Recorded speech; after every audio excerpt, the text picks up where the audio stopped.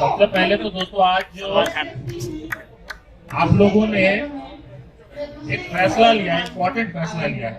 जो लोग खड़े हैं वो लोग बैठ जाए, थोड़ी देर बात करते हैं। अब कोशिश करेंगे कि भाषण ना दे, बात करें, आपसे इंटरेक्ट करने की कोशिश करें। आराम से बैठ जाइए, लोग बैठ सकते हैं।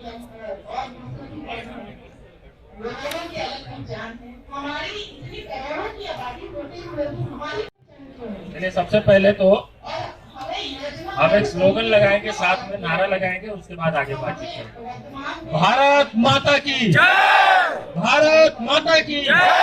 भारत माता की जय! दोस्तों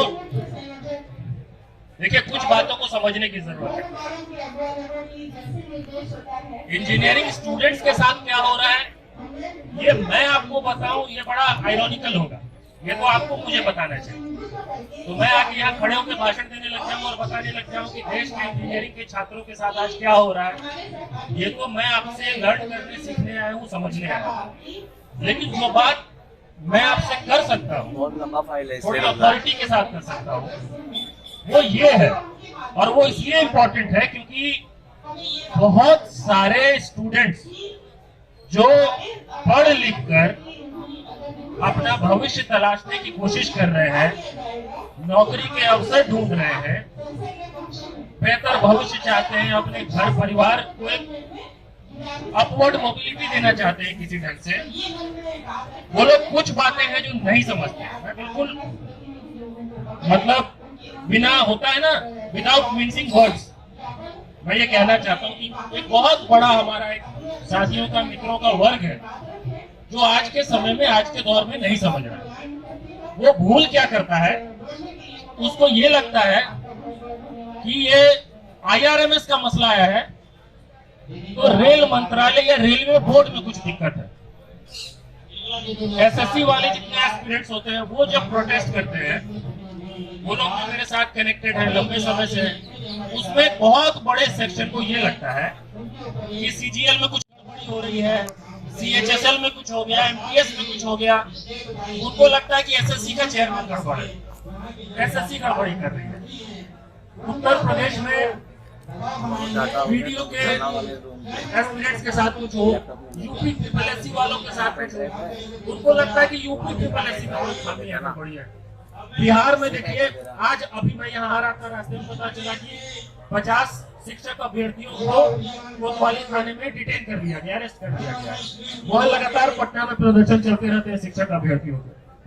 उनको ये लगता है कि शिक्षा विभाग में जो अधिकारी है ना, वो लोग कुछ गड़बड़ कर रहे हैं।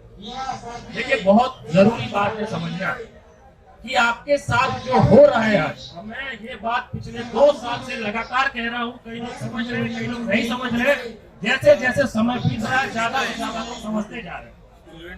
पूरी बर्बादी हो जाए उसके बाद समझेंगे, उससे ज्यादा अच्छा है कि पहले समझ जाए। इस वक्त हमारे देश के अनएम्प्लॉयड यूथ के साथ जो हो रहा है, वो कोई एडमिनिस्ट्रेटिव फ्लॉ के कारण नहीं हो रहा है, वो कोई प्रशासनिक चूक नहीं है। वो इस वक्त देश में जो नीति चल रही है और जो राजनीति चल रही है, उसका नतीजा है। इस बात को यहाँ पे फिक्स कर लीजिए, जो एक लाइन की बात है। और आपको देखिए, किसी एक की भी क्षमता नहीं है कि वो हर किसी तक, देश के हर किसी तक अपनी बात पहुंचा दे। आप इस बात को और आगे पहुंचाएंगे तब ये बात और आगे जाएगा। वो ये है कि इस वक्त जो देश में हो रहा है, हमारे देश के एजुकेटेड अनएम्प्लॉयड यूथ के साथ, वो कोई एडमिनिस्ट्रेटिव फ्लॉ नहीं है, वो पॉलिसी और पॉलिटिक्स का नतीजा है। अब मैं एक्सप्लेन करूंगा कि मैं सिर्फ रेटोरिक नहीं कर रहा हूँ, सिर्फ यहाँ पे लफाजी नहीं है। क्योंकि बहुत सारे, देखिए, बहुत सारे देश में लोग चाहे सरकार के पक्ष में हो या विपक्ष में हो, कोरी लफाजी करके निकल जाते हैं। वो हेडलाइंस बनवा के चले जाते हैं, अखबार में जो टाइटल चाहिए वो वाली बात कह देते हैं। अब ये टाइटल वाली बात मैंने भी कह दी है, लेकिन मैं इसको सब्सटैंशिएट करूंगा। अभी मैं बताऊंगा कि किस आधार पर मैं ये बात कह रहा हूँ, और आप उससे इजीली रिलेट कर लेंगे। थोड़ा भी सोचने समझने की ताकत होगी। देखिए, आप लोग इंजीनियर्स हैं, एनालिटिकल माइंड तो कम से कम है ही ना भाई, भले बेरोजगार है, एनालाइज तो कर सकते हैं ना चीजों को। 4 तरह की चीजें देश में देखना है। आपके सामने 5 तरह की चीजें बता दी जाए तो उसमें आप पैटर्न तो देख सकते हैं ना। यही काम होता है ना इंजीनियर का। अब पैटर्न क्या है ये देखिए। आपके सामने आपने ये बोर्ड लगा रखा है, ये जो है ना सामने में, senior section engineer 2015।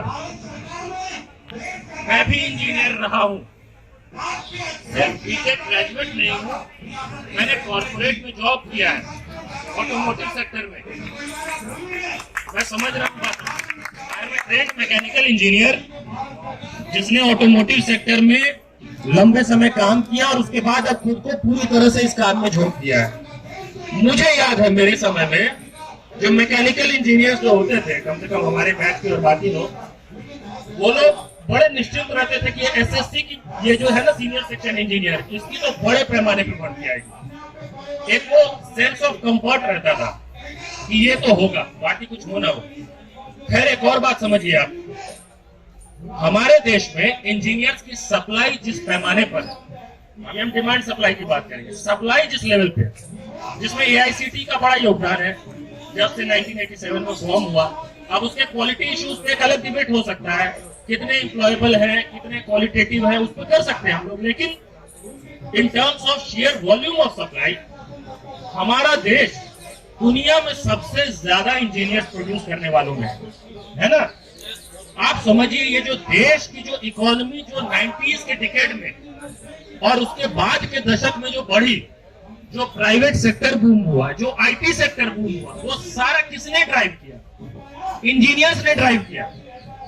IT companies जो थी, जिनका कोई लेना देना नहीं हुआ होता था इलेक्ट्रिकल इंजीनियर के साथ, सिविल इंजीनियर के साथ, मैकेनिकल इंजीनियर्स के साथ, वो आके 100-100, 150-150 थोक में लेके चले जाते थे। टीसीएस जैसी कंपनीज, इन्फोसिस जैसी कंपनीज, याद है मुझे।